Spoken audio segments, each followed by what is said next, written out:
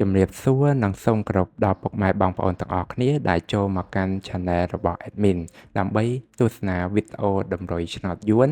សម្រាប់ថ្ងៃទី22ខែ3ឆ្នាំ2025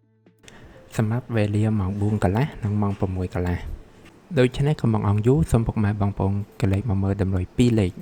តម្រុយ2លេខ Admin គឺមានលេខ32 38 64 66សម្រាប់ប៉ោះ ABCD បន្ទាប់មកគឺខ្ទង់អូសខ្ទង់អូស Admin គឺអូសនៅខ្ទង់30និងខ្ទង់60សម្រាប់ប៉ោះ ABCD ដូចគ្នាបន្ទាប់មកគឺលេខពិសេសAdmin គឺមានលេខ5 79គុណ053គុណនិង267គុណ